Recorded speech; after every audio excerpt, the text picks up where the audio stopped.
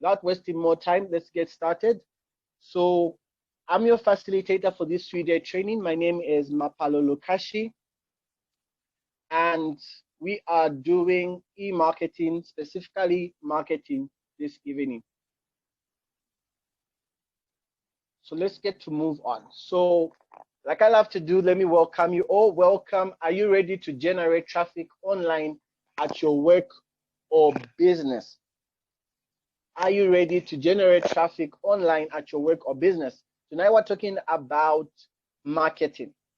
And with marketing, we are now addressing the very, very key things that lead to traffic generation. Yesterday, when we looked at positioning, we were trying to warm up for marketing.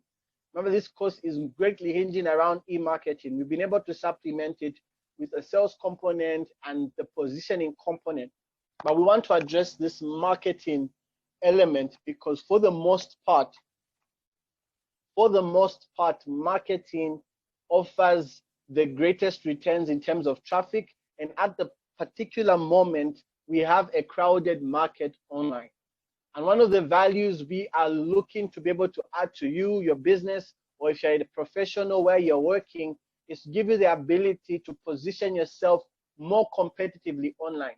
That's why we're giving you the best strategies. We're giving you the best. We are revealing to you trade secrets. We want you to ensure that you can do the best. These are things that work. Trust me, they work. We wouldn't be here tonight if these things were not working. So a bit about me for those of you that missed yesterday. So this is a humble, small profile that we just put up together. Those of you who want to know more of the stuff we've done, you can just look at the go-to-market in the box. So I'm the current CEO of MakeLive International, and I'm currently an author of 7 books on business. I'm certified by the International Labour Organization to conduct, start, and improve your business trainings. And MakeLive International is also certified as a business delivery service provider to offer the SIYB training all around the world, Zambia inclusive, definitely. I'm also the current head of online communications for Inspired Dreams, a growing platform that greatly impacts in soft skill trainings, including some of our most famous courses of public speaking. I'm also the head visionary pioneer of the ICD Entrepreneurs, the Inspired Leaders Chairperson, and a Google Android developer participant, currently in the 2nd phase of the process for 2020. Some of our awards and accolades, winning of the SADC Innovation Challenge, where we were topped in our thematic region. I'm an engineer by career profession, and hopefully we'll get to chat more and just find out more of the stuff that we've done. This is not an exhaustive list. If those of you want to be able to exchange notes, we could have a conversation. That being said, allow me to move into why we're here and be able to address that. So when we started this training, we told you that we were going to deliver on these 3 promises. We're going to teach you positioning, marketing, and selling. And positioning, we mentioned that we're going to focus on visibility and awareness online. And I hope those of you who have been part of yesterday's training and those of you who managed to take time to go through the videos can attest. So I'm going to just quickly ask you to give me some feedback. Do you feel with the content that you learned yesterday on positioning, if you apply them, will you be more visible? And do you feel people will be more aware of your product offerings? By product, I mean both goods and services. Kindly, those of you who want to give us that feedback, we appreciate that. Right now in the chat box, go ahead and comment and be able to let us know. Do you feel with what you've learned so far on positioning, if you apply what you've learned, you will be more visible and aware? Go ahead and just type in yes in the chat box so that we can be able to see you. It's great to see yes from Hezron. It's great to see yes from Belly May, from Chanju. Great. Let's keep those engagements coming in. Tonight we have quite the engagement. I'm going to be asking some points where we can have chat and unmuting. It's great to see Clarence Yebo, Chipasha say yes, Tinashe say yes, Natasha says yes, and Shimba says yes. Great. It's great to know that you're finding this valuable. And thank you for all of you who've been responding on WhatsApp as well, just to let us know how you're finding this helpful. So let's now move into marketing. Marketing, we're going to talk more about how to generate interest online. So when you position yourself and place that picture in the mind of your clients, your customers online, the next thing you want to know is how then do you generate interest? Remember, the ultimate purpose of marketing is to build customer loyalty, and the goal is to generate interest. If people can be interested in your product, your service online, your goods, then they are more likely to be funneled and reach a place where you convert them to make your sales. So that's what we're going to look at tonight. Then tomorrow we're going to wrap it up with a session on closing deals online, which is in selling. So these are tools that I hope by now all of you have accessed. We send this to your email shortly after you made your payments. And these are books that will greatly help you. We have the go-to-market box, which we value greatly, and it definitely gives you insight on products. An element that we're going to look at today closely. It shows you how you can be able to position your product in the marketplace by giving you the 15 qualities of a high sales product. When you apply those strategies, trust me, you're going to see your product having more traction. Improve your business marketing manual. This is the SIYB component. So this is in the IYB, it's one of 7 components. Hopefully tomorrow we're going to also show you the other components that we at MakeLive International facilitate in. So we do more than just train you in marketing when it comes to improve your business. We go to planning for your business. If you are in a management position, we teach you how to do your profit plans, your cost plans, your sales plans, and we go further to do stock control and record keeping. Moving on with time, we're going to get started now. So I hope you've taken time to use your to go through your manual, your IYB manual, because this session is firstly going to cover the IYB marketing component greatly. And I'm going to refer to it a whole lot so that we can get benefit from it. And feel free to be able to text chats. The team is engaged to see your chats in the chat box. Your questions, then we'll be able to address them. This is a quote that I placed on my Facebook wall a few months ago. The quote goes to say that when your product hits the market, your hobby becomes a business. I'll read that again. When your product hits the market, your hobby becomes a business. Now, we often fall into the trap of being able to work on our product in the background for such a long time that at the end of the day, it all becomes a hobby because we are not even taking it to market. Many startups are at a danger of failing even before they get started because they dwell too long being able to fine-tune the business. There has to be a point in time when you test the waters, when you test the market. Otherwise, you may fall into that trap. And what happens is that if you stay long trying to develop your application and it takes years and months, very few people get past that stage. Most people end up burying that idea altogether. So you take all that time and then do not launch out. That's a problem. Now, if the market is the end goal, it means you really want to be advantaged when you actually get into the marketplace. That's why we also showed you how you can fast track your building of applications yesterday. So those of you who haven't yet listened to the session we said, make sure you listen to it. There's some valuable information there. You can buy those apps, you can modify scripts, and you can get onto the market sooner and not later. With that said, let's get to dive in. Our objective for this session is that we're going to want every participant to use the marketing mix to consistently build a positive image for your business. I want you to take note of the word consistently.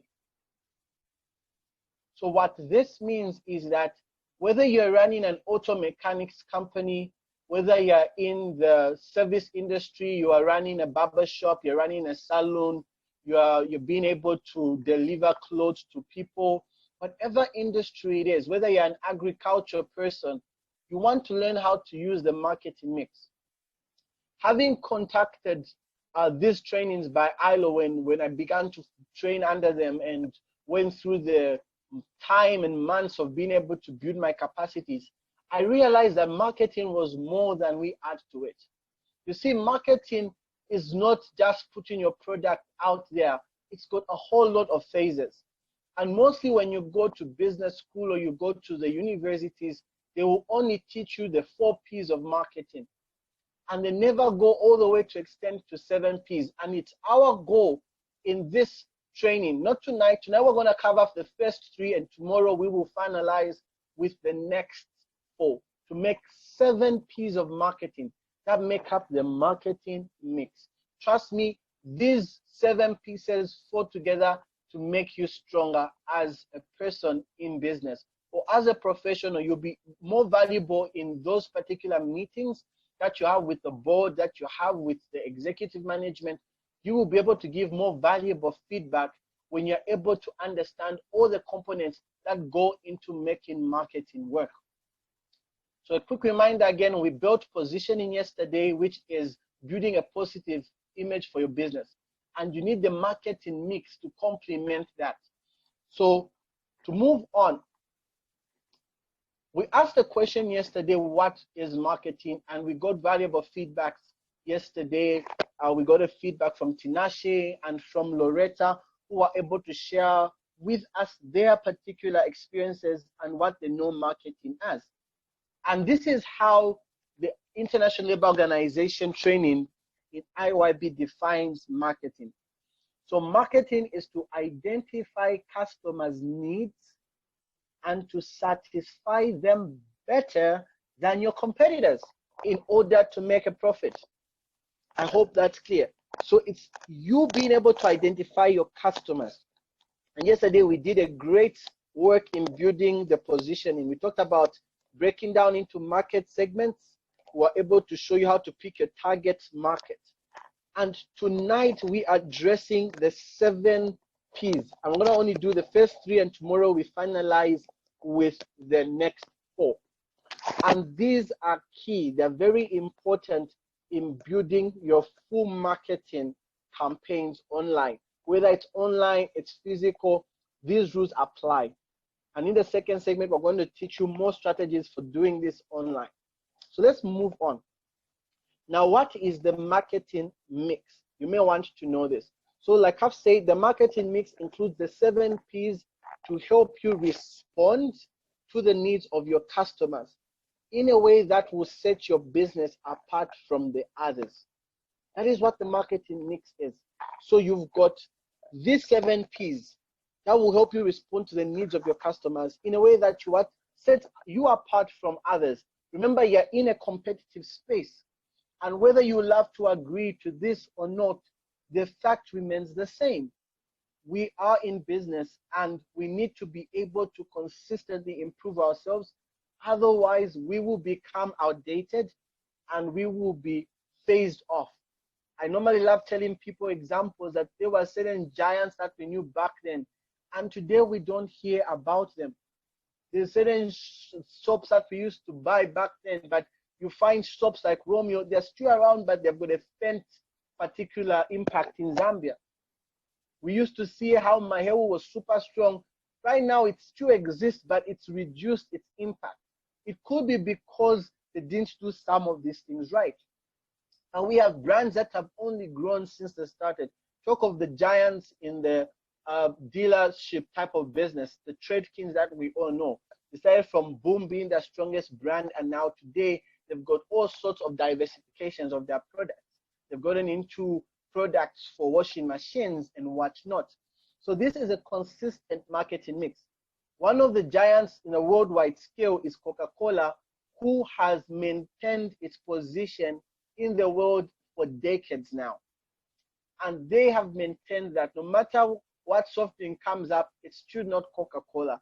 And they have got some of the biggest marketing budgets that are there.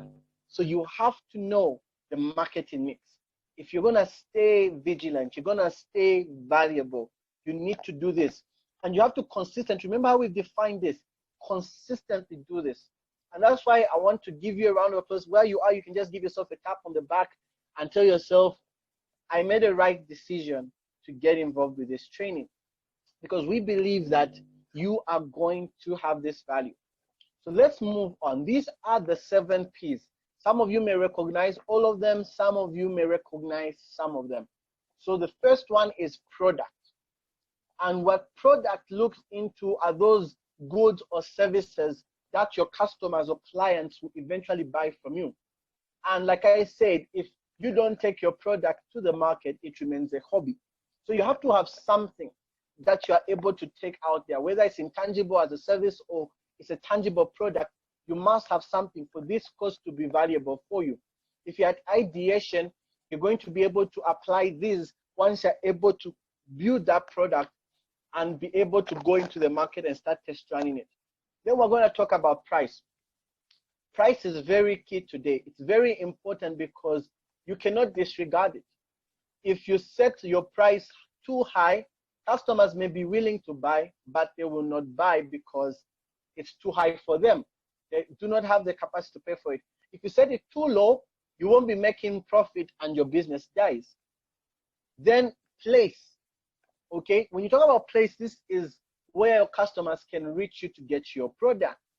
So it means that you want to position yourself in a location near to your product.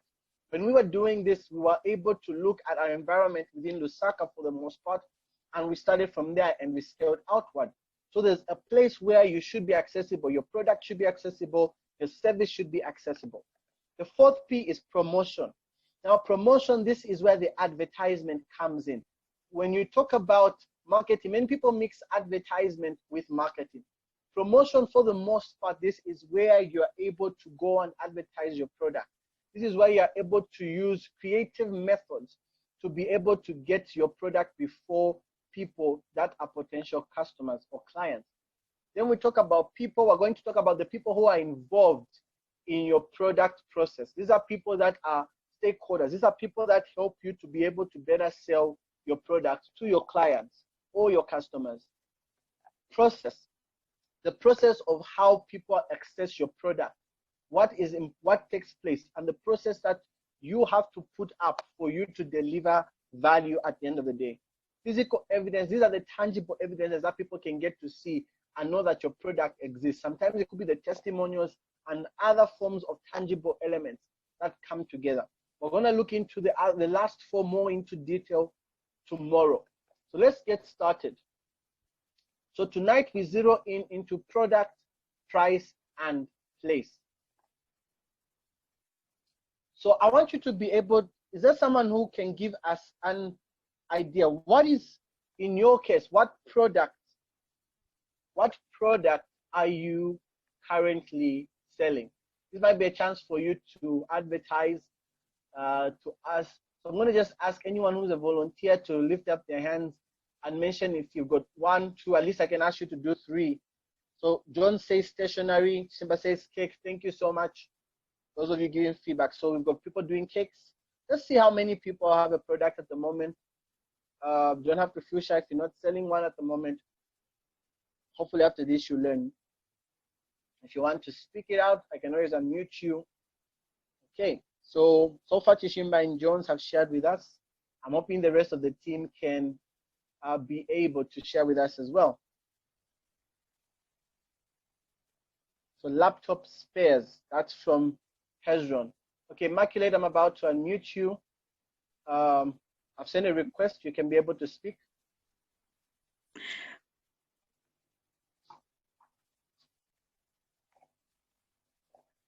Immaculate, are you, we're not able to get you? Hello? Hello, okay, we can get you now. What product are you selling? Handbags. Or are you part of handbags? Okay, Yes. great, thank you so much for that feedback. Then Chanju says she's doing crocheting clothing. So she gets to be able to design clothes and use crochets to actually build them. Tinashe says wigs and hair, great. So I've got to see quite, Karen says education nursery and primary school, amazing. So I've got to see a blend of physical product as well as service, more on the physical products as well. Clothes and shoes, thank you, Mutinta. Cakes from Belly May, thank you as well. Okay, great. So we have quite the industries that are presented here tonight. So now, since we've all got a product, this is going to be valuable. And those of you who are sure of ideation, you're going to be able to see some examples. Makiledo says bank accounts. Great. So bank accounts and handbags. Okay, so we'll definitely get to understand that a bit more as well. Microloans by Douglas. Okay, great. All right, so now let's get to move on and learn about product. So the product is the first P of marketing. I mean, the rest of the P's make a whole lot of sense only when you've been able to figure out the product. So to be successful in business, you must have the goods or services. So that is the product that your customer needs. And one of the things I realized, and this is a personal one for me, I used to struggle at some point because whenever I said product, I thought services were, not included. But I came to realize that product covers both goods or services. So when we say product, it means that your product could be a service, it could be a good. So that's what we are addressing. So people who are like Clarence doing education in nursery and primary schools in the service businesses should benefit from the first P. Microloans by Douglas should get to benefit from that. So this is, at this point in time, I'm going to take us to the IYB manual. Like I said, I'm going to address the manual a lot so that you can see the benefits, for some great case examples, as well as some valuable activities that will help you really consolidate this. Like I said, there's only how much we can cover online. So let me be able to stop sharing the screen and be able to share with you my other screen where we can look at this. So we start from page 23, and we're going to cover this so that we can go step by step. I wrote this in the slides, but maybe let me just do this. Sorry to take you back. Let me be able to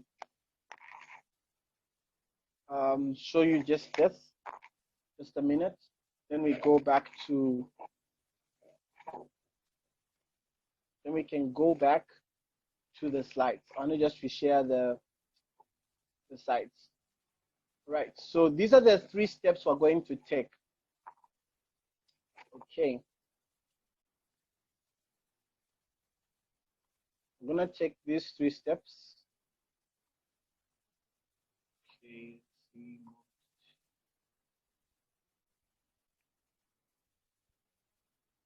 right here.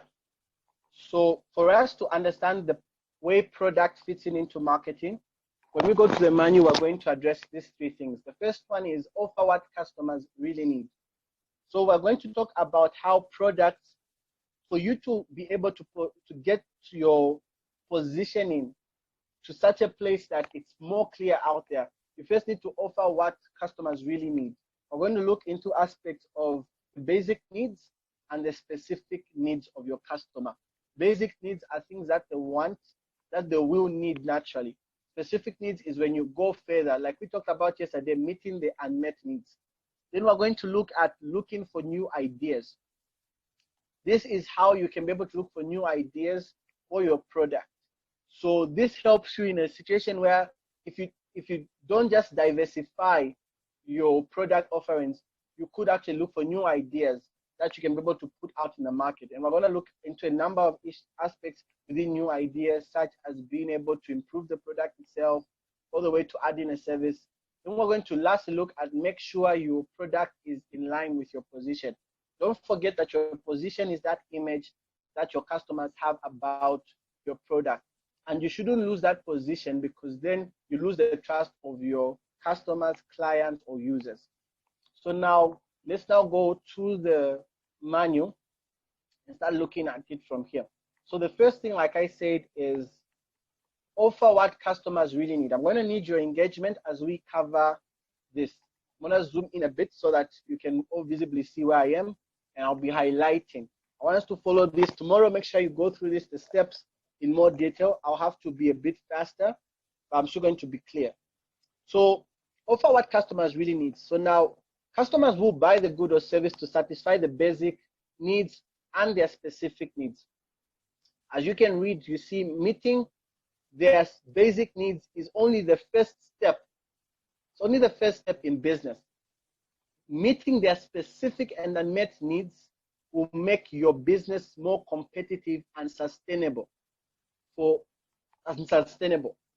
one of the things is that when you get into business, don't just meet their basic needs. I've seen many people say, I'm running a business, but what they're doing is simply doing what their neighbor is doing. You don't want to see your neighbor selling cupcakes and then you just sell cupcakes the very same way, because then you're just meeting a basic need within that market region. Now you need to go a step further and meet specific needs. These are the unmet needs, and this is what starts differentiating you between you and your competitor. So to do that, let's take an analysis. Be able to do this with your product tomorrow. This is something that we run through with the team at Make Life consistently, and it helps us a great deal. So you can see the different products that are listed here. There's cold drinks, auto repairs, fresh vegetables, and you can see that there are 3 of them.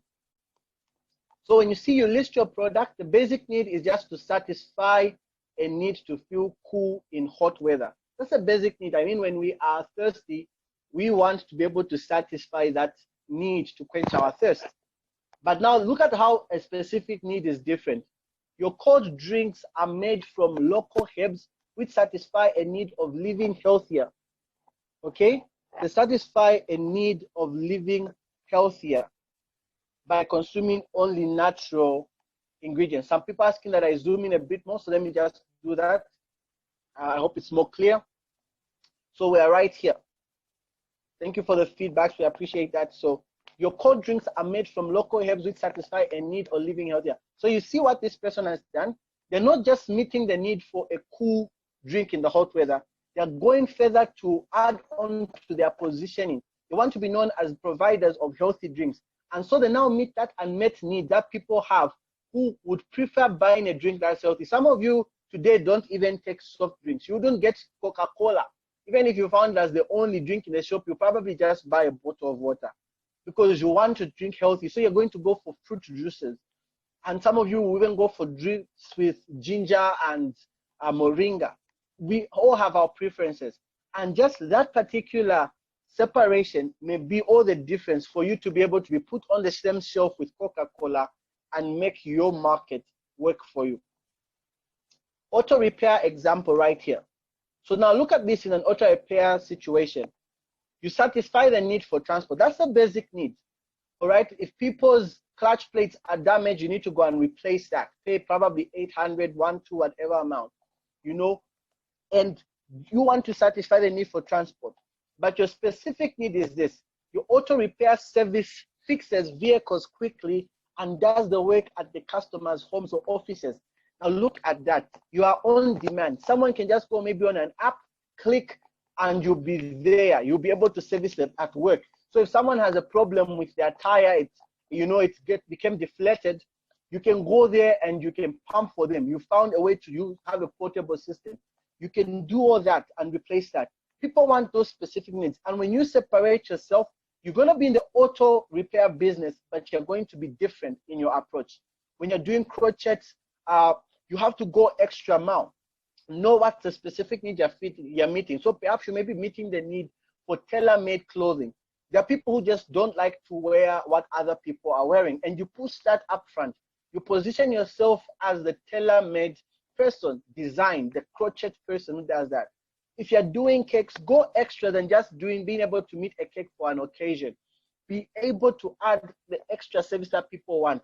Is it the way they want it packaged? Packaging is a great deal when it comes to cakes. I remember going through shops looking for a cake that was better packaged. I refused to buy a cake that wasn't packaged because I thought it didn't represent the value of the gift I wanted to take. So those things can be very key. Fresh vegetables. Satisfy a need for daily sustenance. That's what the basic need is. I want you to look at the specific need. Your vegetables are washed, cut, and readied for cooking, which satisfies the need of busy people to save on preparation time. I've seen this when I've gone to the mall. Sometimes you find pre-cut vegetables. If this was really, sometimes you find the relics already cut, spiced, and everything. And there are, who just go for those because they just know they get it in the fryer, it's done. And that's a specific need. Someone doesn't want to cut chickens. In the past years, I think I've bought more piece chickens than full chickens. Well, because I prefer not having to go through the problem of cutting every piece of chicken. So rarely do I do that. Some people prefer the full chickens, but for me, that's what meets my need.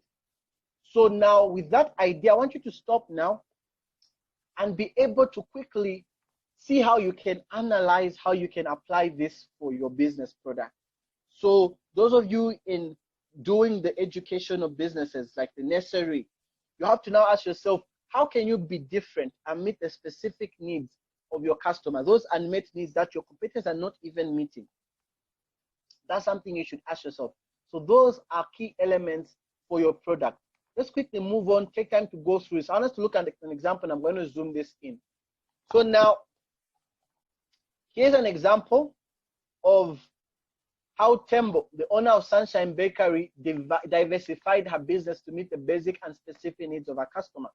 So we get to see Sunshine Bakery. That's the name of her shop. So now here is what a customer says. We really like your breads, buns, and cakes. I think they are the best in town, but I wish you would also offer some additional items. Then this also customer also chips in. You know how it is when you start a conversation and then someone's like, aha, I was scared. Now let me also tell you. Yes, things like dogs and sandwiches, hot dogs and sandwiches, also want that. And this is her response. She's able to get what they're saying. And I want to read this. So as a result of the request from her customers, Tembo now sells hot dogs and sandwiches. She also makes them in front of the customers with the seasoning and ingredients to suit their different tastes. Have you ever wondered why shawarmas are made before you? Some of you say, put some sauce, put some sauce. Some of us will be like, no pickle, no pickle. Now imagine if every time you went to get a shawarma, they put the stuff that you didn't want. Probably you wouldn't go buy a shawarma there anymore. So shawarmas, actually, one of the biggest reasons why that marketing strategy worked was because people had the feel of seeing their food made for them. And on top of that, they had the extra advantage of being able to specify what goes into their meal. And that's a great example for how you can apply specific needs. Then this is that in now action. So after she's taken feedback, she makes adjustments. And that's what you need to do. Take evaluations of your customers. We talked about listening, observing, and see how you can improve. Remember, marketing is about remaining viable for a long time. Don't become like the giants that we do not know where they are today. You know, Petroleum Jelly was a great Vaseline brand in Zambia back in the 2000s, then in the 90s. Today, we don't hear much about it anymore. Clara Vaseline also phased off. You need to be able to see how you consistently maintain your market share. So this is a quick activity. I want us to look at it together, and I want you to answer. What are the basic needs of your customers? Is there anyone who wants to share with us the basic needs of their customers? We know your businesses, and we want to be able to get the feedback. So I'm just going to have to go back to that slide. I accidentally moved. Okay, so we're here. Let me zoom in to this activity. You're going to finish this on your own time. Can I get a hand? Trying to look for those who are. Okay, so Immaculate wants to get the answer. So let me just unmute you, and then you can be able to. Awesome. So you can go ahead and give us feedback. What do you think are the basic needs, whether for the handbags or the bank accounts? Immaculate, are you able to unmute yourself? I've sent you the option to do that. Okay, great. Hello, can you hear me? Yes, we can get you loud and clearly. Okay, so the basic needs for customers, like the ones who would want to buy handbags, that every person would want to have something there. They have packed the things they feel they can't leave home, or things they feel they have to always move with.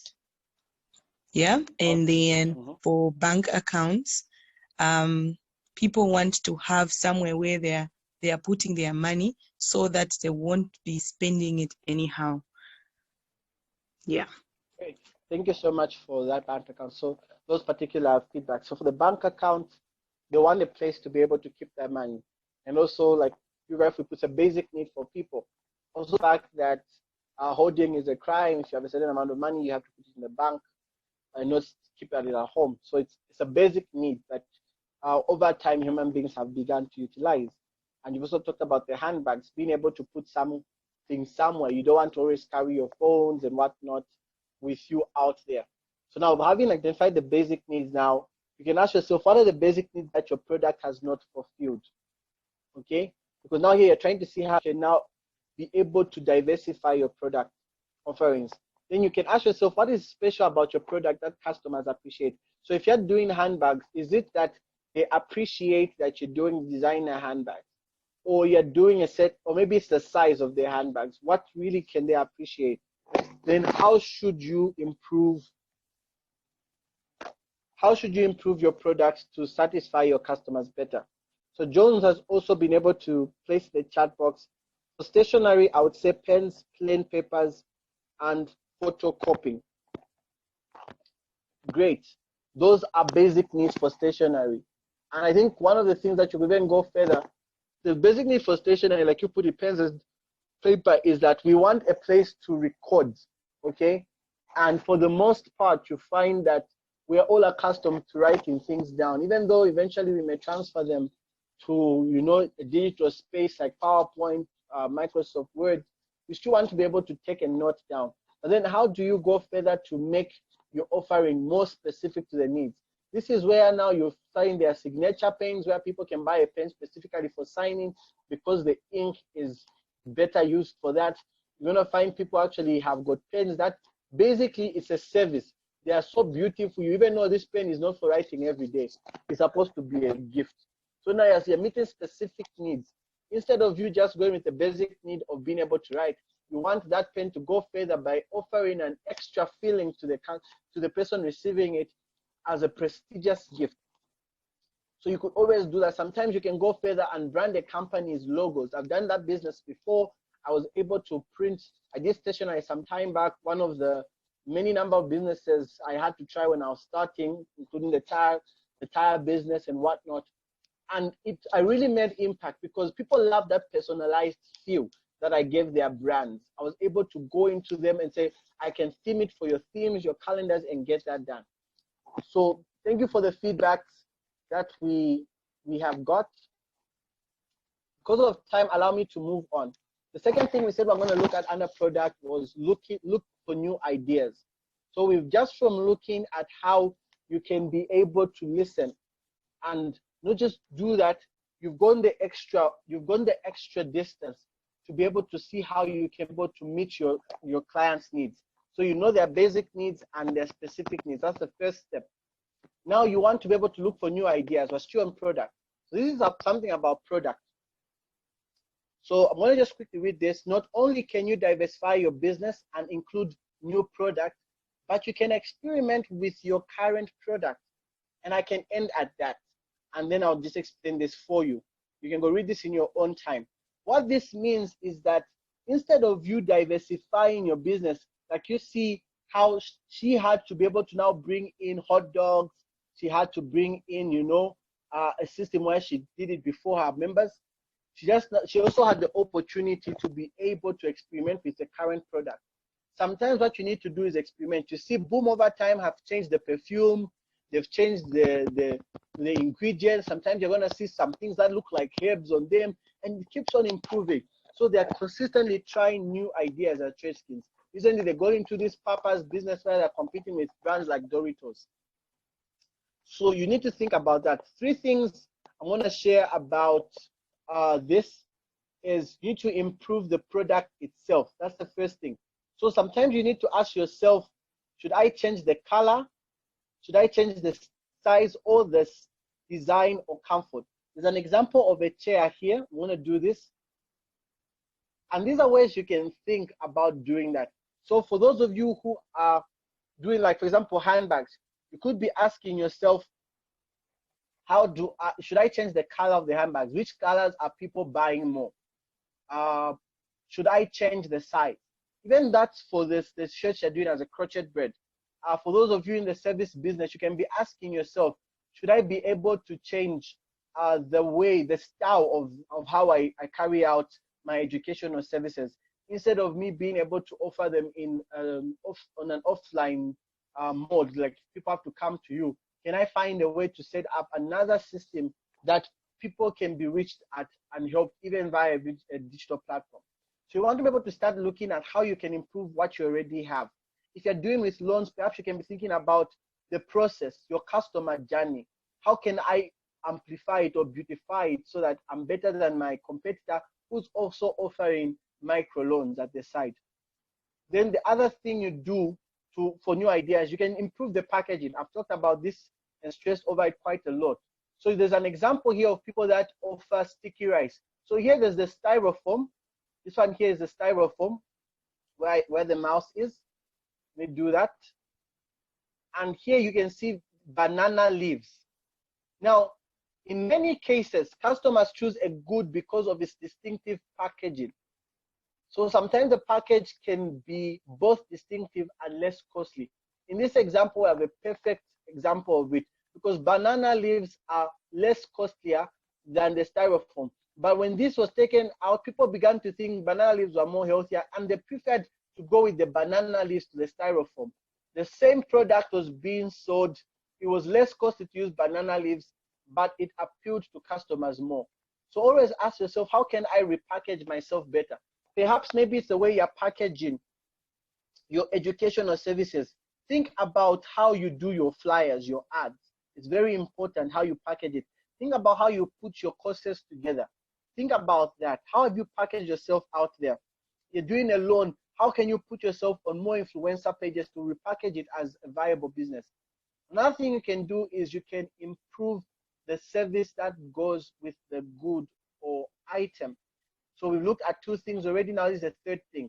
So another way to do a new idea, apart from changing the product itself, size, color, design, and comfort, style, you can also go ahead and change the package and improve it, or you can just improve the service. So what this means is that to the product that you're already offering, the good, you can add a service. So if you're selling a service, your product, and there's a lot of elements in the service that you could improve, these will be discussed further in the P's like people, process, and physical evidence, which we're going to start covering tomorrow. So you can get to know that. But here's a few examples. Sometimes you can improve your customer services after someone purchases a good. So this could be additional services that you add. So you tell them to say, you buy my cakes, we will also give you free delivery where you are. People will buy it from you instead of going to pick it up. Some people don't love having to go pick it up. They're so busy. There are people talked about laptop spares.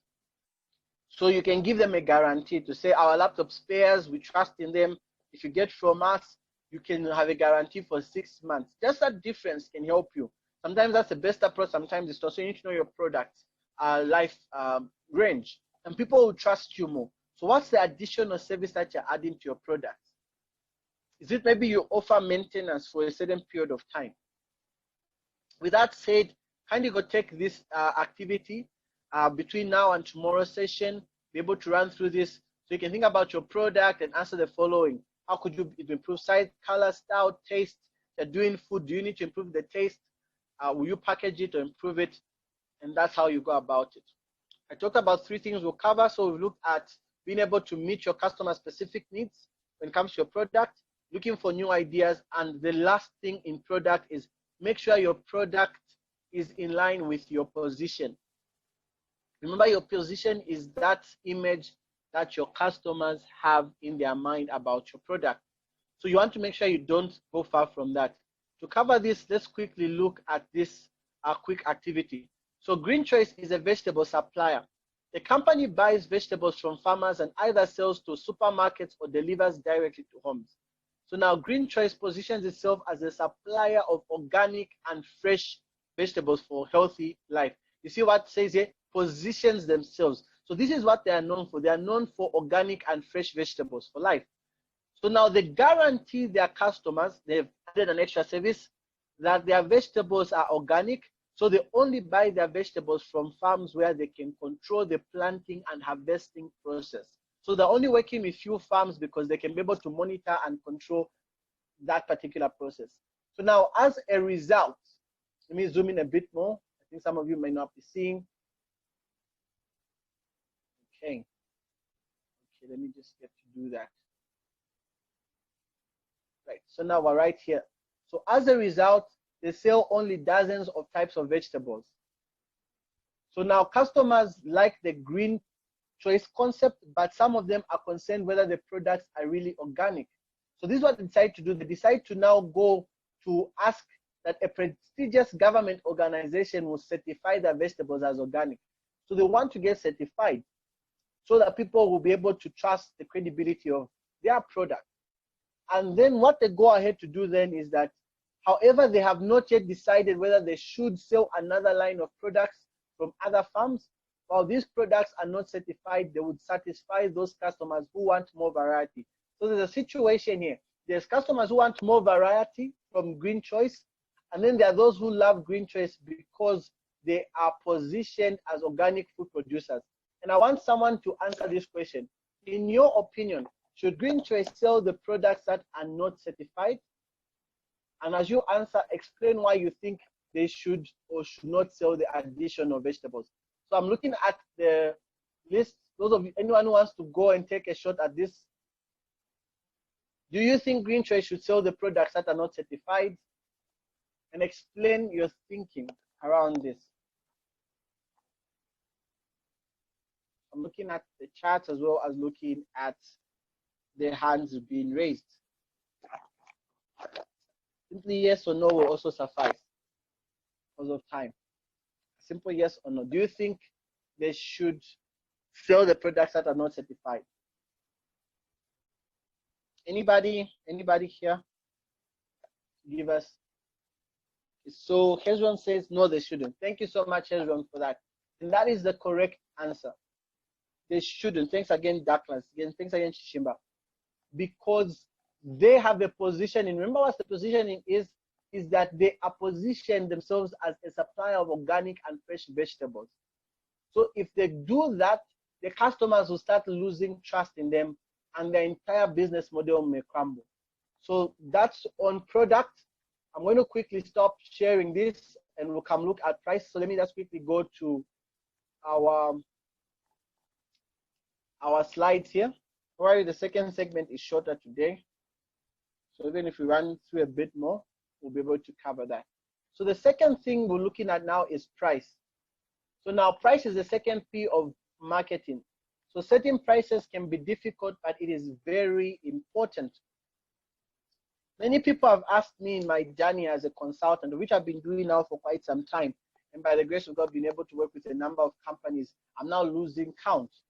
But one of the things many people have a challenge around is pricing. And trust me, this is going to help you greatly. So in the IYB manual from page 31 to page 40, there's great detail on price. And there's assessments, activities, and templates that you can use to get to the right price. So we're going to look at two things here. How to understand the relationship between price, cost, and profit. Then secondly, how to set your price. This is the biggest problem. Trust me, it's the biggest problem. Someone has a great product, they really don't know how to price it. Sometimes we price it higher and we get no sale. Like I have been in situations where I've seen a company not make a single sale. Not a single sale at all. Some of you may be laughing, like no sale. Like the whole thing has been run, you've marketed left, right, center, but no sale. Simply because the price is wrong. So this is very important. So now let me quickly go to the menu and then be able to run a few activities with us. I want you to get as much value. That's why I'm also taking my time. Price is the second P of marketing. Remember, if you have any questions, you can write them down. You can ask them at the end. And some of those, we can even address them if it's personal in that session that we are arranging for you. Well, we're going to have a 15 to 30 minutes chat where we can be able to help you better.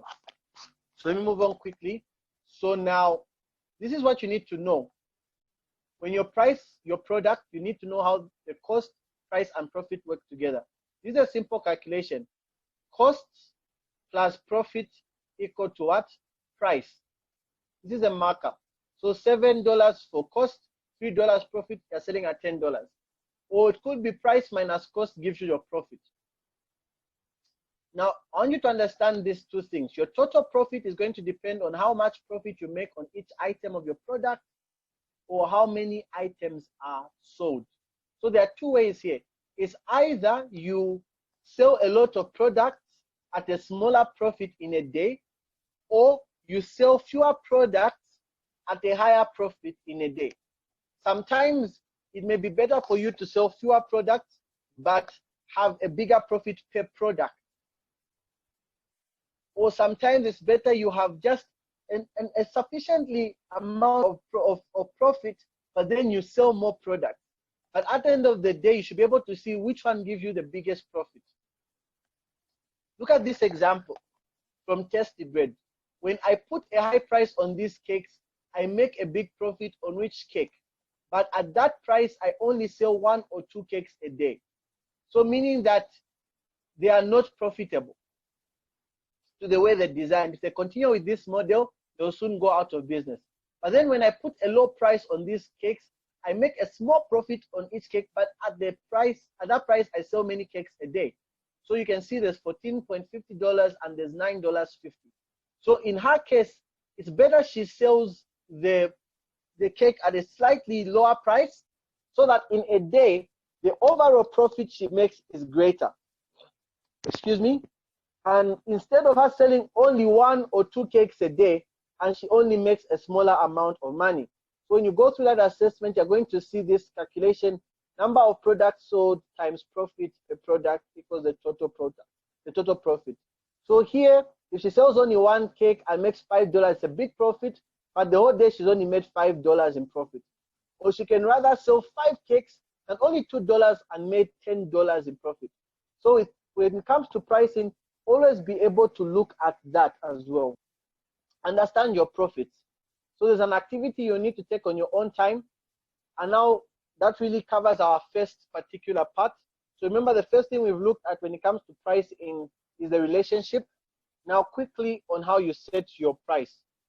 So now setting your price, there are 3 things you need to know when it comes to setting your price.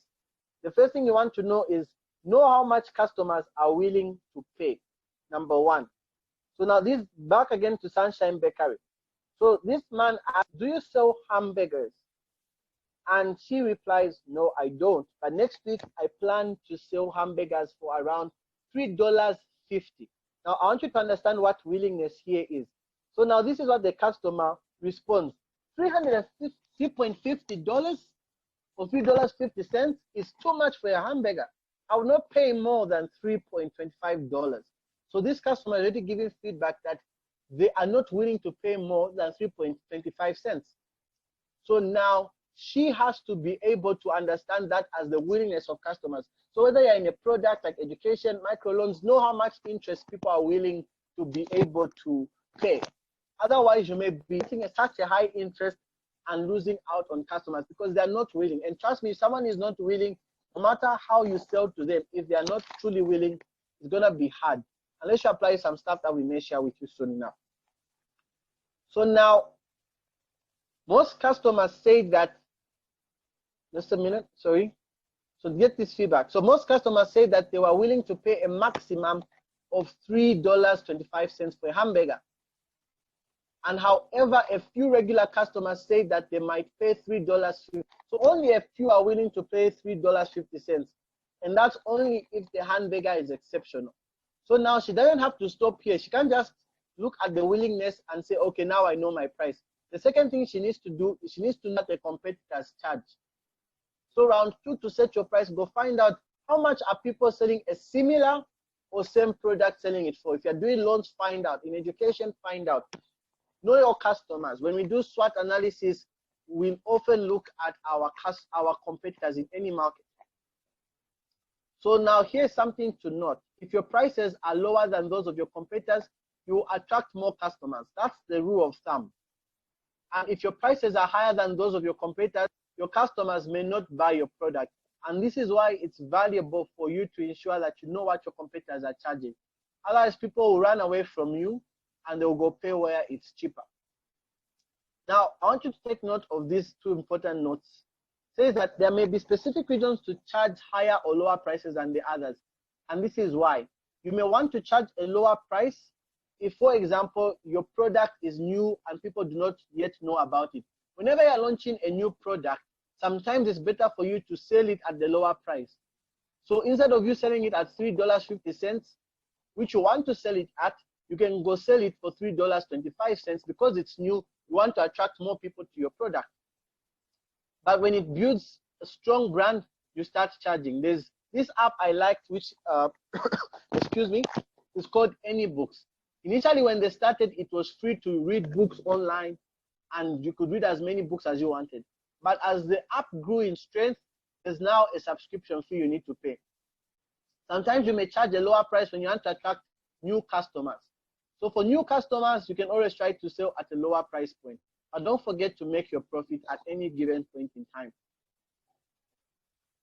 And this is a caution. Be careful if you try to sell more than your competitors by cutting prices too much. It can be dangerous for the long-term profitability of your business to make a profit. I often meet clients who want to go into market, and feel the only way to market is if I sell it cheaply. But then when I look at how much they're spending to produce that product, they're not making any profit. So quickly to move on to the next point, make sure you go through the manual. You need to know your cost. Knowing your cost simply means you know what goes into making of the product. For Sunshine Bakery, she needs to know how much she pays for rent. You know, she needs to know how much the cost goes into a burger, $2. And when she can subtract price from and cost, she'll know her profit. So that's step 3 of being able to decide your price. So you know, you're able to know the costing, you're able to know what your competitors are selling, you know the willingness. So you know the willingness to buy at that price, your competitors, what they're charging, you now know the cost. The last thing you want to do is know how to make your prices more attractive. That's what you want to do. So this is how you do it. You can make your prices more attractive by offering discounts in a fancy way. You can see Sunshine Bakery, new, it was saying $3.25. They scratched that out, special offer $3.15. This is an attractive way of presenting your prices. So there are different types of discount, and here are the ones I want you to know right now. This one is known as a quantity discount. This is when a customer buys in large quantity, you can offer a discount. A cash discount for those of you who are selling high-end products. You may do a cash discount for someone who pays in cash and not maybe via hire purchase. You may want to do a cash discount. A seasonal discount during the year, Black Friday, Christmas, you can also do that. There's an activity that I'll need you to take up. And just the first question, if I can get someone to answer us. How is your price in comparison with that of your competitors? Is it lower, higher, or equal? And why did you set that price? That's a question I think everyone can just reflect on because of time. Awesome. So there's a quick summary there. Then we get to move to our last P, which is known as place. And let me quickly just share again the PowerPoint. Then we'll be done with place. And we'll take a few of some questions, and then we quickly run through the last segment, which is not as bulky. Okay, so I'm gonna now look at place. I believe you're able to see my screen.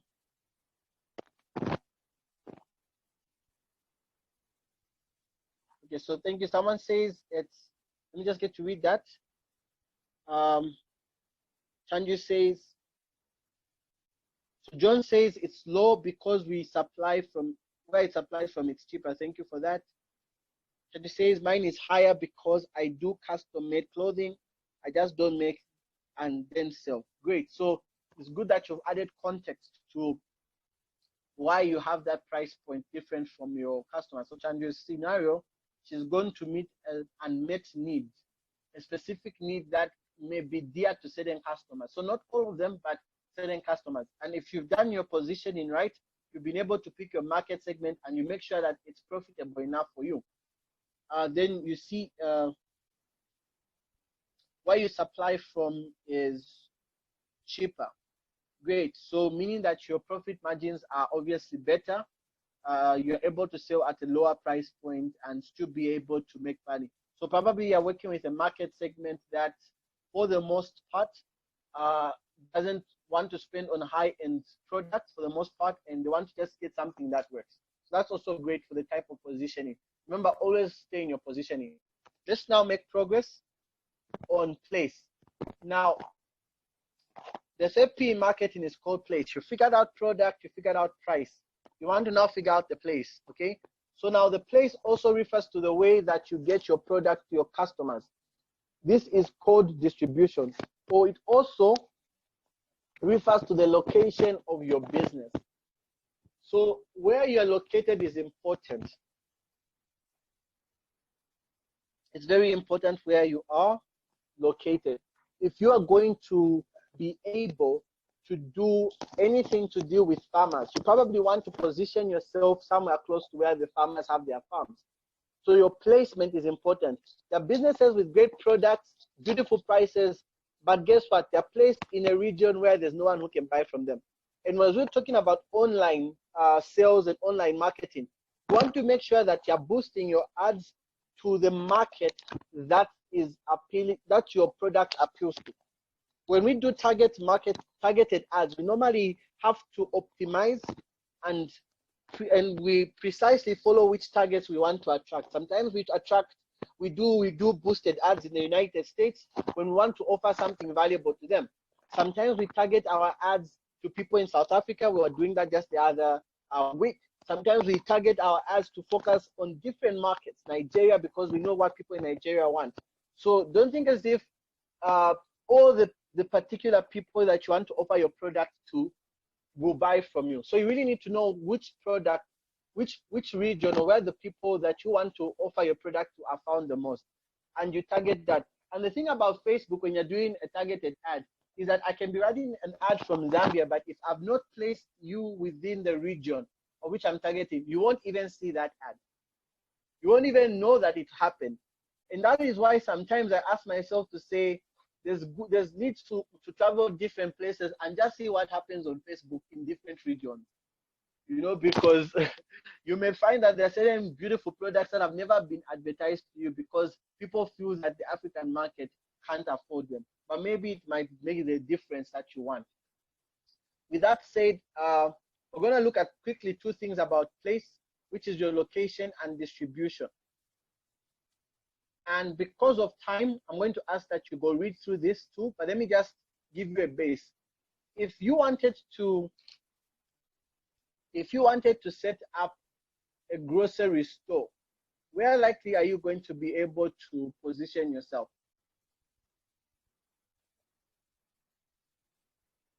A grocery store that sells rolls and bread. Where would you want to position yourself? This is a wide question and for a reason, for a location. Anyone to give us an answer? That's a hand from, is that a hand from you, Immaculate?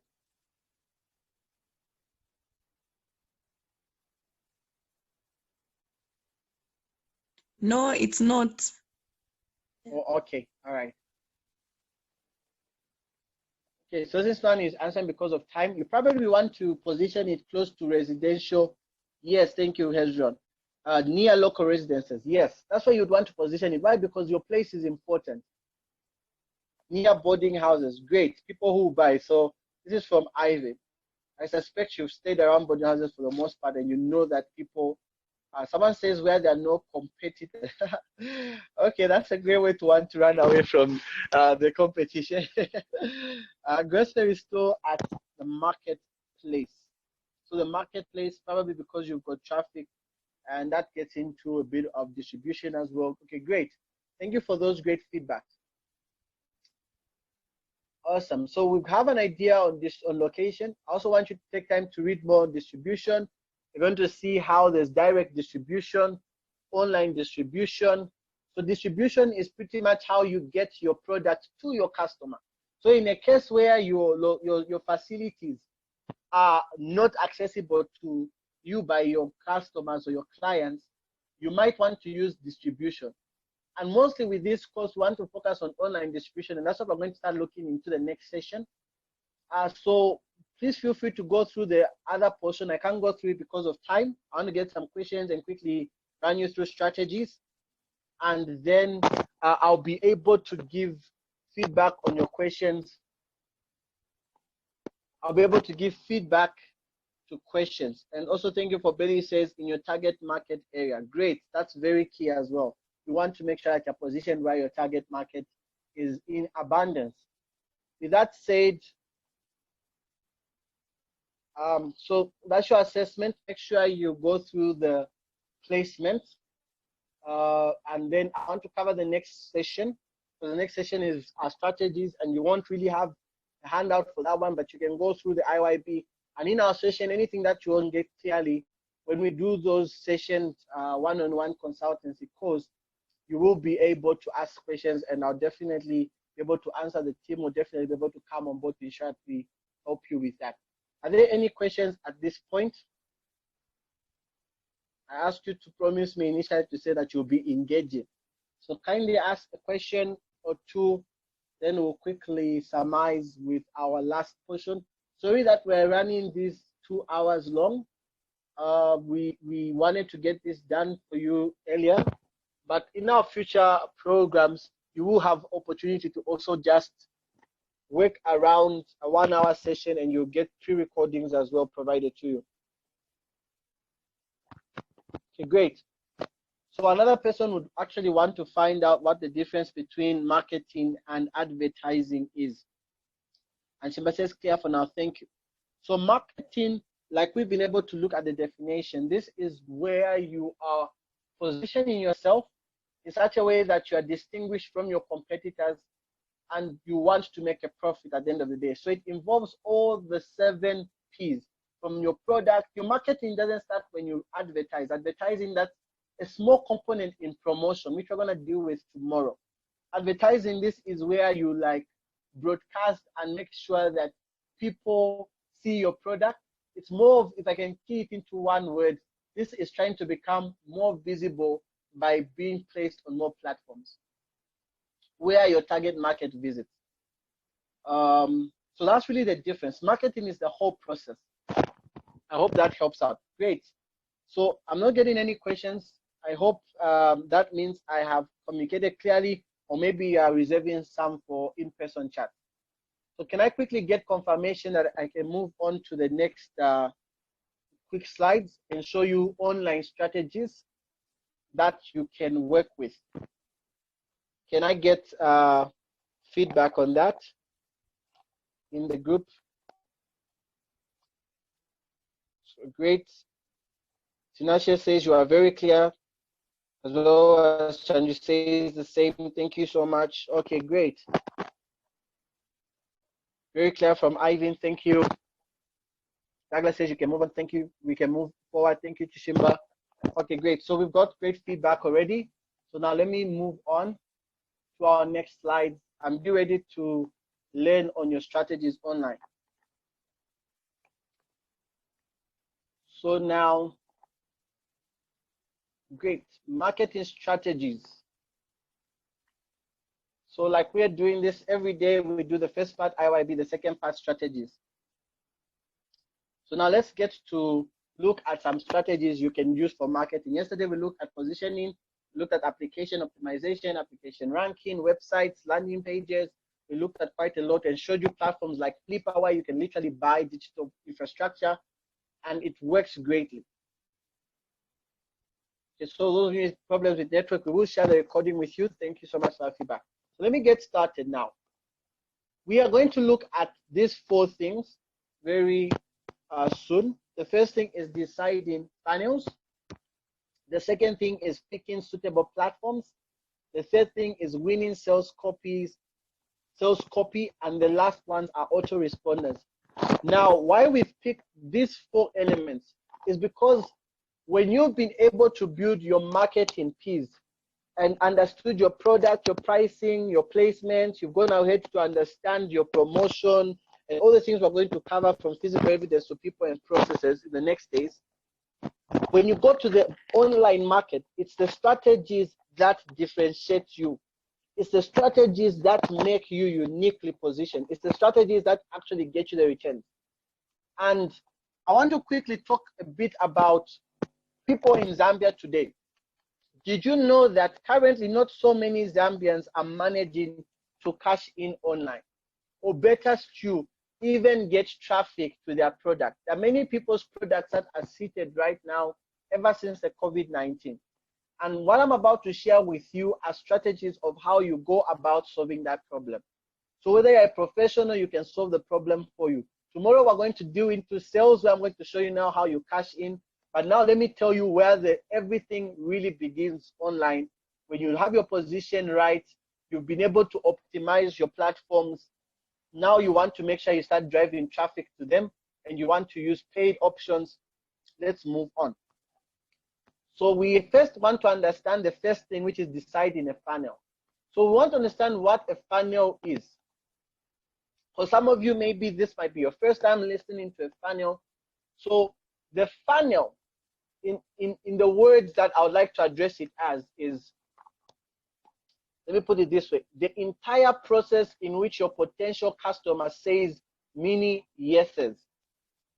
At every point when your customer first gets exposed to your product, your service, they've said the first yes, you move them to the next stage.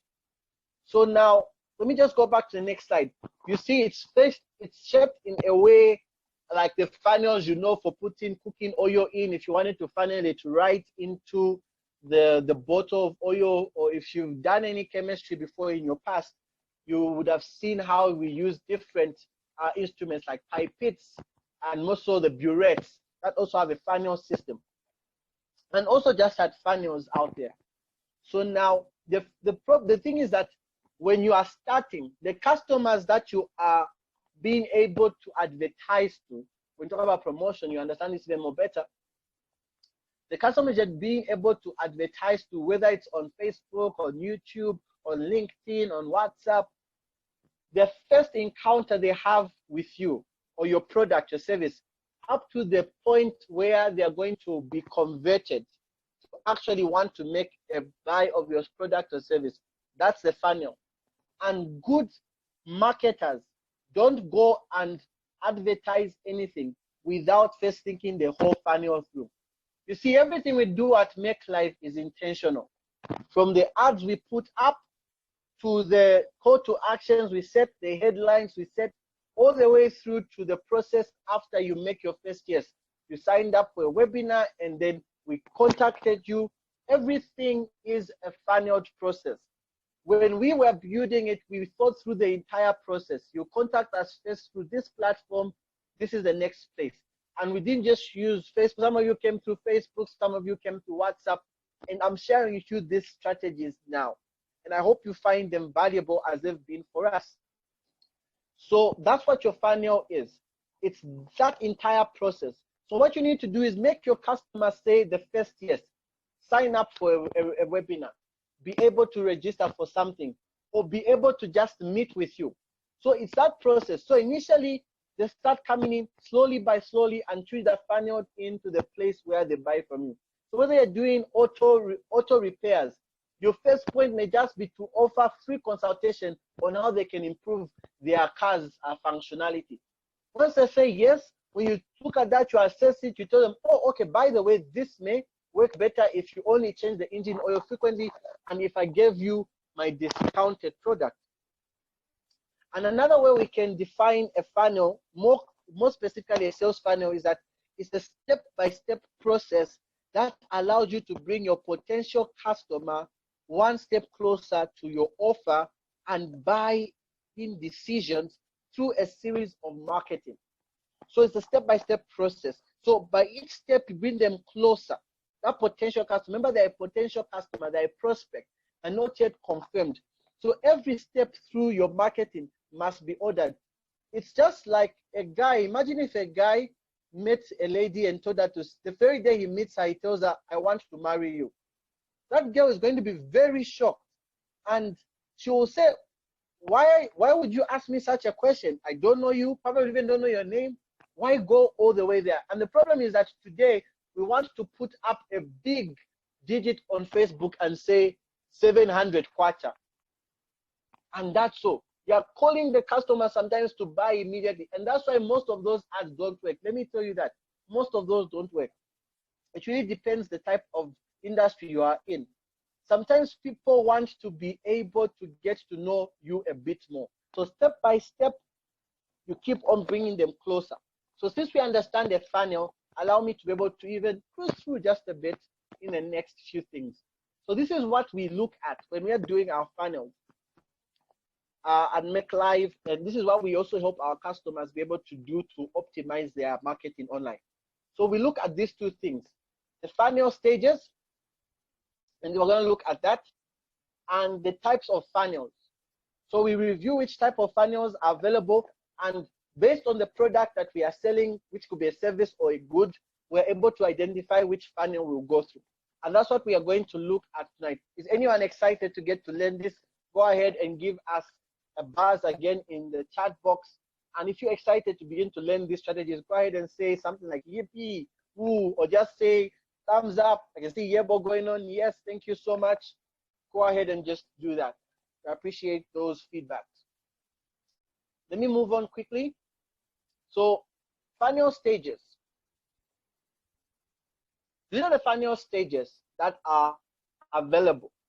So your entire funnel, if you are to wrap it into 3 stages from start to finish, you first need to understand psychology, sales copy, and conversion.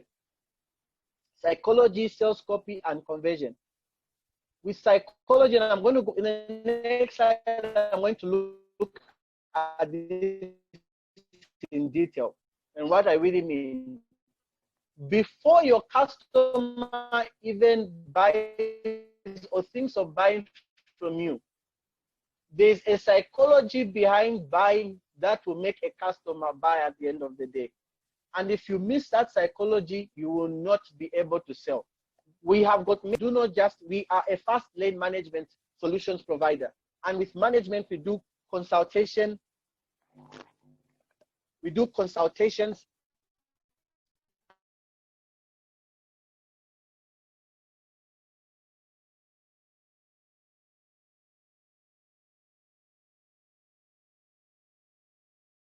Not so sure if my network is.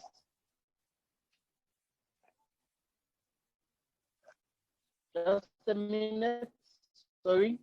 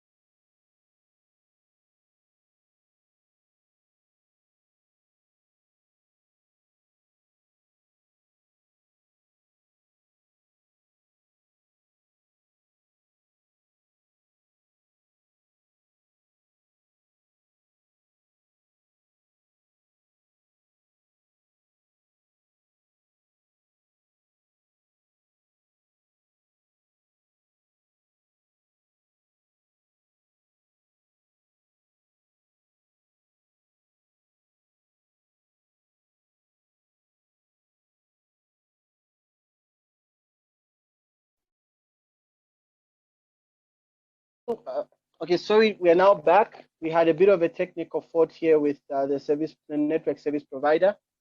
I hope I'm audible again. Okay, great. So let me quickly run through. So psychology is the first thing you need to think about. Before someone decides to buy anything, they're probably already thinking through what they want to buy. For example, we could have taught any amount of courses, but we know the season that we are in now, after we did our environmental analysis, the customer out there, the client, is to learn how to go online and be aggressive with marketing. So that's where we start from. We think through the psychology of what's needed. So when you're looking to messages out there, you always need to ask yourself, what really are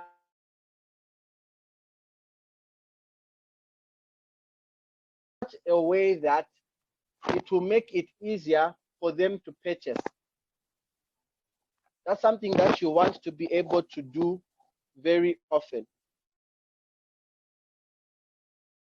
That's what you want to be able to do very often. The second thing is sales copy.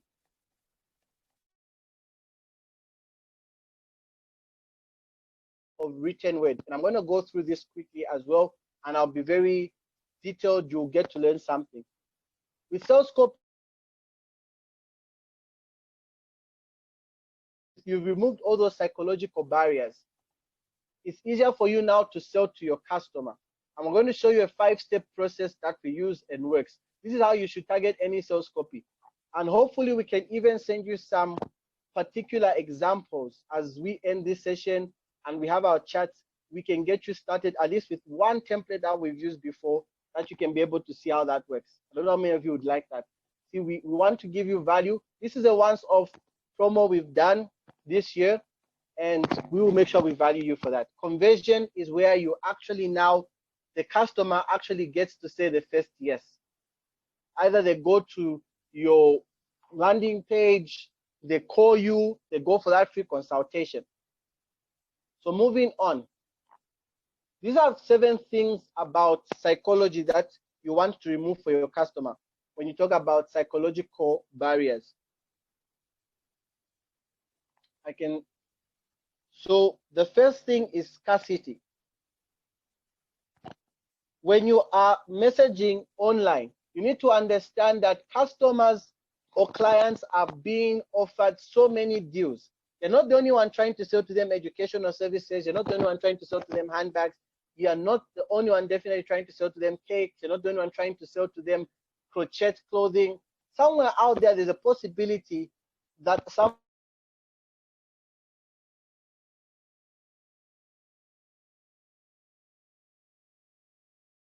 limited time offer, once off, because you are being able to create scarcity. It's very key in being able to market, because we normally have got a tendency, and you don't blame the marketers for going that route. We as human beings definitely have a tendency to relax when we feel something is going to be there for a long time. It's very few people, like I believe many of you are on this program, that can identify value and actually go for it. But many people need to know that this is not here to stay. This is a better option for you right now. So that's one way. Consensus, we are herd people. Herd by, I mean H-E-R-D. People love to buy something someone has already bought. No one wants to be the first person to buy. Sometimes one of the reasons you're failing to sell your product is because no one else has used it before. So what you need to do is at least find some people to even use your product for free. Let them give feedback, and at least the next time you talk to a potential customer who can buy your product, whether it's a good or service, you'll be able to say ABCD used it from me and it worked. When we were starting Make Life back years ago, we started by being able to offer free consultations, and we saw our clients' performance improve, and they became our recommenders. So people want to follow where other people are following. That is why you find that celebrity posts or pages have got so many likes, because more attracts more. Nobody wants to be the first. So make sure you get some initial traction. That's why I'm against people working on their product for so long and never doing any level of interaction. Is that you want to put the authority factor. Authority, this is something that establishes you as the go-to person for that product. What's your unique value proposition? Someone wants to know that if I go to you, for example, I'm going to get the best phones all the time. And they want to know that the person who's dealing with them is a person that has got the credibility, that authority to offer it to them. The reason why, if an engineer like me tells you to say that you have a headache and I tell you to say you go drink chloroquine, you won't listen to me because I don't have the authority in your eyes. But if a doctor, and more so a doctor who's in a lab coat, tells you drink Panad, or even a funny drug that you can't even know, clotoslitamol, you will go drink it. Now the problem is that today we want to get into businesses or sell products that we don't even have experience in ourselves. We do not even understand the challenges and the pain points of the potential client. That is why I stopped entering fast businesses anyhow, because I don't understand anything about it. Nowadays, when I make an investment, I make an investment on something that I know. I'm okay not doing Forex. I don't really understand that. In businesses I know are not for me. Not that they are bad, others are making money. So you need to have an authority when putting your product out there. Be likable. it has been proven through studies that we tend to buy more from people that we like. If we like somebody, then people buy from us. So have a good persona. If you're going to do direct marketing, or even if you're selling online, let there be life in your particular ads. That way you're going to remove the psychological barriers. You just put sad people all the time in your ads. People will be like, problems here. Let me go to the next option. I mean, they'll literally pass. So these mindsets become important. Remember, the psychology of the funnel is the first thing you need to deal with. Understand if you've been consistent. People are likely to buy from you if you have been selling the same product over and over again. Not in 2010, you are the one who was selling, you are doing barbing services. In 2011, you own the restaurant. In 2012, you are a tire retailer. In 2015, you are now the one who runs restaurant chains. Not that it's bad to diversify, but you need to have some level of consistency. And it's wisdom to start building something, one thing better before you actually build out. There's a book I'm currently writing where I go into certain key elements. And one of the things I share is that any tree that grows really high has got very few branches that start from a small point. All the trees that start having branches when they are small, but the tallest trees in the world only have branches at the there. And because of that, we do not have an impact in the marketplace. And we are going to be crushed by someone who's been consistent for a long time. So be consistent, keep on pushing. Reciprocity. What reciprocity means is that if I give you something, you may want to give me something in return. The best marketing strategy by far for online is what is known as reverse marketing. I've seen this work time and time again. Reverse marketing is where you give your customer genuine value, and when they see how it benefits them, they want more. So reverse marketing is known as reverse marketing because the customer comes to you and not you going to the customer. It means you've offered them a product, you've offered them a service, they've downloaded it, they love what they see, then say, if I can get benefit from something free, definitely I can do more by being able to go buy from this person. So sometimes this can work in free consultations. You can just have a landing page that say, go ask for a free consultation now. Dentists use this sometimes where they will give you a free checkup for your teeth. Before you know it, you're actually buying their toothpaste, you're buying their services, you're getting teeth whitening because it's reciprocity. Value will return value to you. Don't always go to your customer wanting to take first. Sometimes give a little to gain more at the end. Affordability. Affordability, this is a trick people sometimes play. ShopRite has been doing this for a long time. They remove the psychological barrier of something being affordable by putting prices like $4.99 or 59 kwacha 99. They simply don't want you to think it's 60 kwacha or 99.99. It's 100 kwacha, but just that simple tweaking in the price will remove the psychological barrier of expense. Instead of you seeing it as a 3-digit price, you see it as 2 digits and end up buying.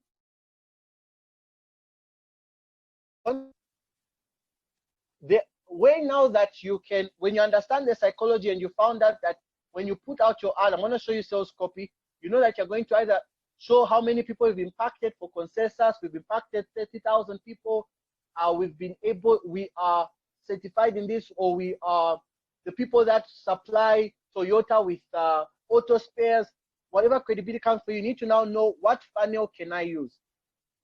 And there are 5 funnels we want to share with you that can help you. The first one is a video funnel. This is where you put up a catchy video on Facebook, whether you're speaking directly into the video or you are using animations, explainer videos. Now, video funnels can be very high converting if they are very attractive to look at. This is what is known as the creatives. These 5 levels, these are known as the creatives in funnel building. So when you've understood the psychology, you want to make sure that the first thing your customer sees is very attractive. That's what you want to do. So whether you're going to put a video, sometimes we don't do videos because we're going to say, okay, for the kind of market we're targeting, right now we need to get a certain camera to be able to advance the particular clientele.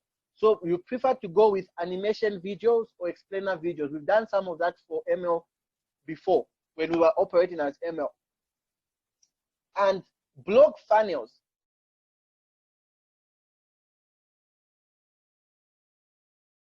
person who made millions because he wrote a great article on his product.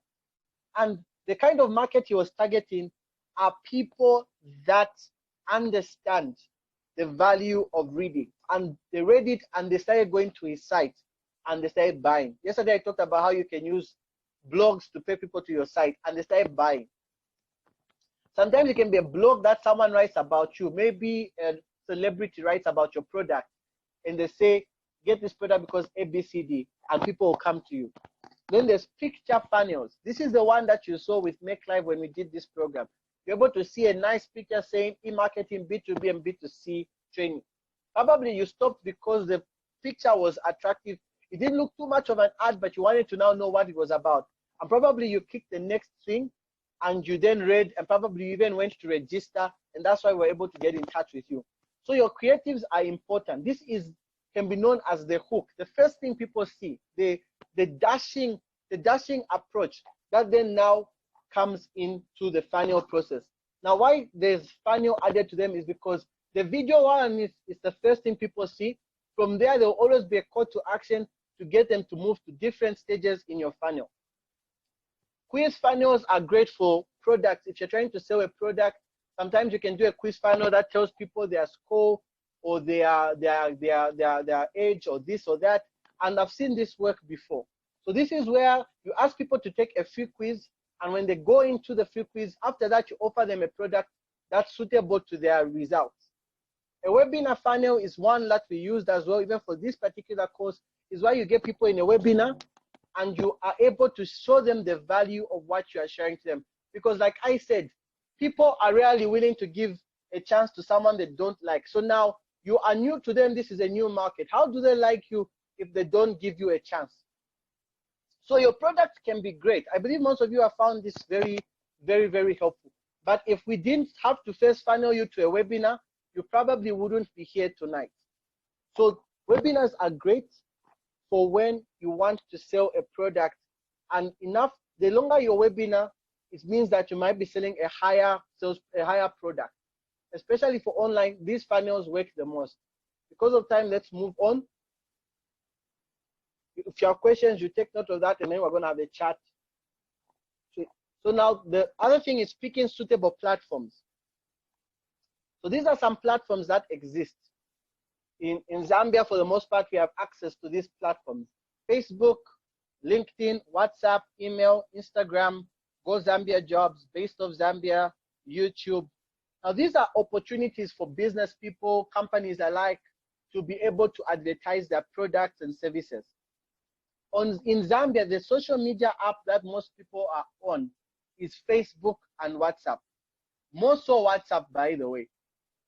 But Facebook offers an opportunity for targets beyond the people you know. And so you really need to choose the best platform based on your market segmentation. There's this assessment we do concerning these platforms. For example, Facebook has got more younger people than it's got people that are in their 30s, 40s, and going all the way to 65s. And you need to understand. So there's no point for you trying to market. If you want to sell to a business, you're marketing on Facebook when you know the businesses are. And so if you want to be able to also reach an international market, LinkedIn has got a way of connecting you to those international markets closer than Facebook. Because most of the people that are there are looking for opportunities in Africa. So if you're doing a lot on your page there, you're going to find more people calling you to say, we want to do something with you.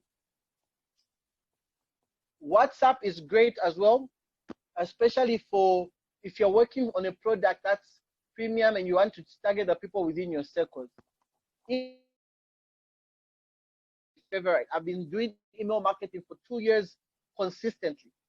Okay, before then I knew about it, but it's not just simply sending an email to somebody. It's you being able to do that as a process where you get the email and you do what is known as broadcasting, or what we know as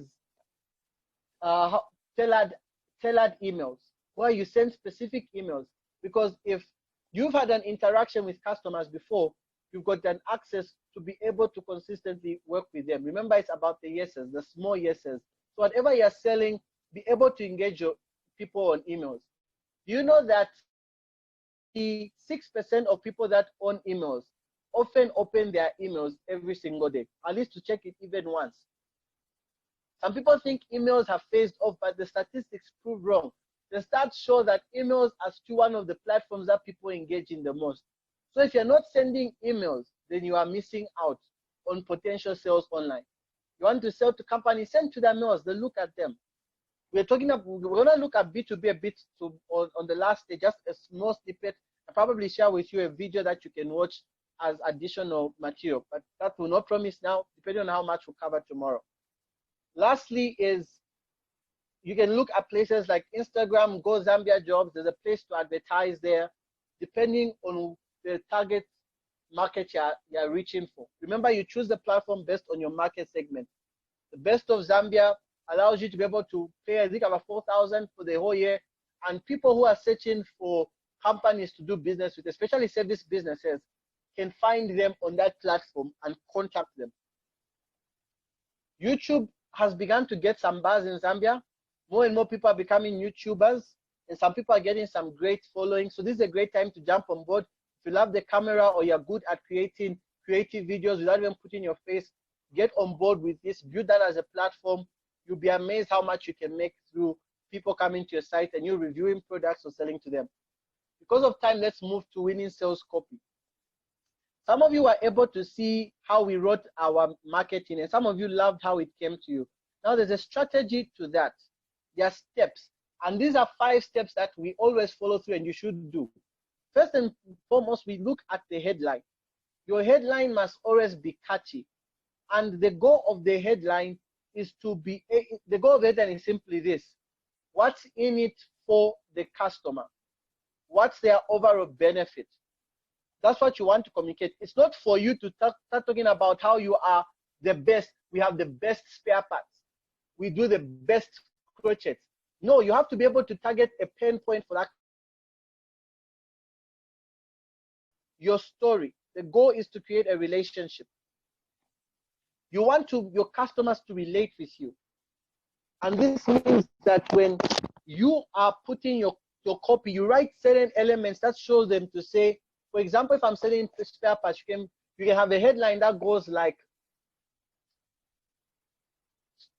reduce how often your car breaks down. Something like that's a pain point. Some people don't like their car breaking down. That's something great. Or is your battery giving you problems?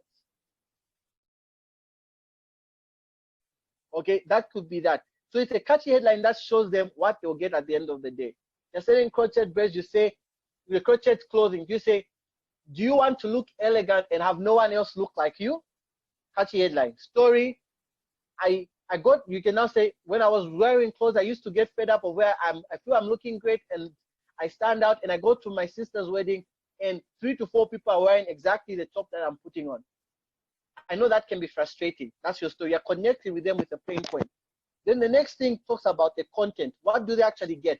Our crochet clothing has got the best fibers. We use the best cotton. It gives you a right finish on your body. You don't itch, you don't do what? The content, the value they are getting. Then the transition is the period between the content and when you ask them to pay for it. Because after you built this nice relationship, a great headline that shows them that you have them in mind. A great story that tells them how to relate, that they can relate with the problem you're trying to solve for them. And content that shows them the value they're getting. Your transition is supposed to help you be able to drive the pitch home. What this means is that for your transition, you need to remind them of the cost that go into baking your cakes, the cost that go into you providing those educational services. Because the truth of the matter is that there are costs. I mean, even hosting this program right now, Zoom is not a free platform. We pay for rentals, we pay salaries, we pay all those things. Now, if those are being paid for, you need to realize that it can't be free. So customers sometimes forget that you're actually putting in a lot of money to give them that value. So your transition is to remind them to say, we have put this value because we want to improve your life. And that is why we are selling it for 200 kwacha. We're selling it for 400 kwacha because that's the value that you're putting on the product you're selling. Then when you pitch to them, you always want to make the customer know that they're getting the deal of their lifetime. It's just how it's supposed to be. Because the customer always wants to win. Try me, I've tried it any other way. And sometimes they win, but at least even when they win, make sure you're making your profit.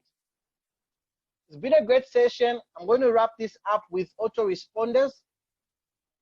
And I'm just going to run through this. An autoresponder is the system that allows you to respond to emails. Now, the challenge of this is that currently there are so many autoresponders that are highly priced because it helps you ease on your pressure. But there are cheaper options. The only problem is that they're not mostly autoresponders. So these are a few examples I want you to take on your own to research. MailChimp has got a great free model. I recommend it highly. If you set it up right, people can come into you can get their mails and they can start getting emails automatically. And you just have to target how it will be sent to them. So rather than sending one by one, an autoresponder is going to help you build the relationship all the way through the funnels. Kajabi, Kartra, and ClickFunnels and Sedlane are also great options. They don't only offer autoresponders, they offer other services like copywriting, or done templates. They offer you landing pages. They offer you a whole lot of things integrated. The only tricky part is that they're not recommended for smaller businesses. If you're just starting up, this can be expensive. But as your business goes, and what I'm telling you today is that you should think of how you can optimize your process. Because as your clients grow, it becomes harder to maintain them through MailChimp, which has got freer options but have got limitations, and you may need to upgrade to more expensive options. They are expensive because some of these you pay $99 per month as the smallest option. So if you're running a big enterprise, look these up. They're very affordable because it's cheap, but non-automatic responder is Google Forms. The problem with this one, you have to do manually unless you integrate it with a platform like MailChimp. Tonight has been a great session. I'm going to end here because we're almost hitting 22. We wanted to be able to ensure that we finish on time.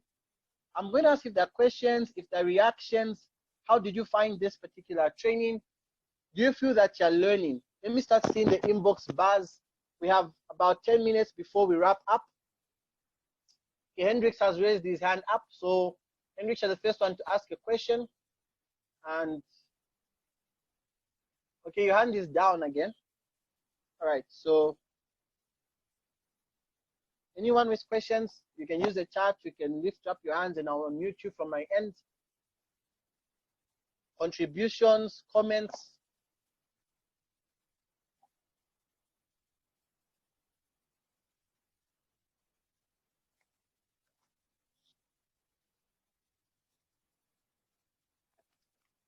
Great. The session was awesome by Hendrix. It's great to know that you've enjoyed the session, Hendrix. Immaculate says, I've enjoyed this session. Wow, thank you as well. Thank you so much for the feedbacks. We value your feedback. The team is going to be sharing with you an evaluation form for today's session. So you can tell us what you like, what you didn't like, what we feel we can do better. And we take time to read them. You don't even need to put your name, your email, so we don't know who's sending. So feel free to grill us. But we just want to value your feedback. So the team is going to share that with you. We're going to send to you as well via WhatsApp. Duncan says, I enjoyed the session. Thank you. Ivan says, it was an awesome session. Can't wait for tomorrow. It's great to know that you're already excited for tomorrow. Awesome. Been great for day 2. Thank you from Emmanuel. Thank you so much. Shipra says, very interesting. Great. Great to hear from you, Shipra. Great to have you join us tonight. Great session from Janet Piri. Thank you so much. Good stuff from Clarence. Thanks a lot for that comment. We are happy to see all these great things. So please make sure you go apply these in your businesses. Go and do this and make sure that your competitors see that you're doing great. Tinashe says, very impactful. Thank you so much. Amazing. Awesome. So tomorrow is final day. Enjoy the session. The product part and example was amazing. Thank you so much. Now that you enjoyed those segments. So great. Tomorrow is our final day and you're going to start getting your certificate sent to you. after the Friday session is done. They'll be sent via your emails. They'll be signed and sent to you. So you can print it out, and you better than just holding the certificate. I always love telling people to say certificate is one thing, but the value is in your ability to apply it. The world nowadays values people who can apply what they say. Are we getting any information on drop shipping by Shipra? Okay, so what we can do, Shipra, is that as a question of yours within that session, we're going to have that 15 to 30 minutes. We can run you through drop shipping. Like I said, we've covered so much content. It's more than we can cover in 3 days. We wish we could have done more days, but then it means we'd have had to charge a whole lot more money. But what you can do is maximize that session, and I will personally run you through how you can be able to set up your drop shipping and how that works. I hope that's fine. Can you give me a feedback if that works with you?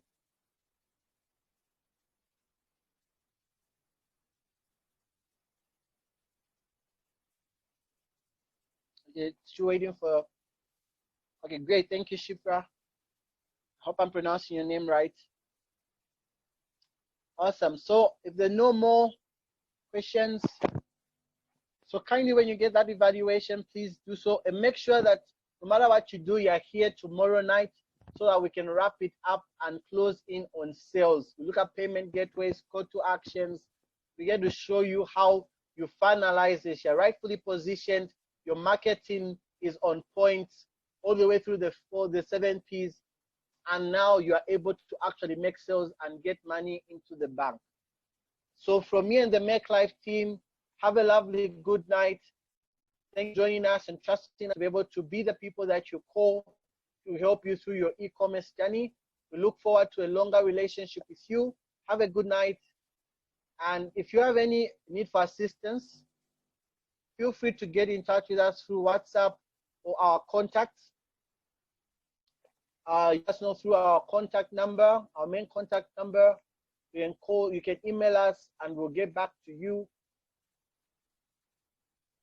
Great. So you will receive the recording, so you can take time to replay it in case you missed anything. Vanessa says thank you. Clarence says thank you. Michael says thank you. Thank you all. Appreciate. And thank you for finding time to be part of this session and staying through all the way to the end. Make sure not to forget to go through your IYB manual so that tomorrow we can crown it and we'll be able to cover more at the end of the day. So good night. And before I go, it's a great. Okay, so good night. That's all for tonight. We will send you more detail and will be in your inboxes as well.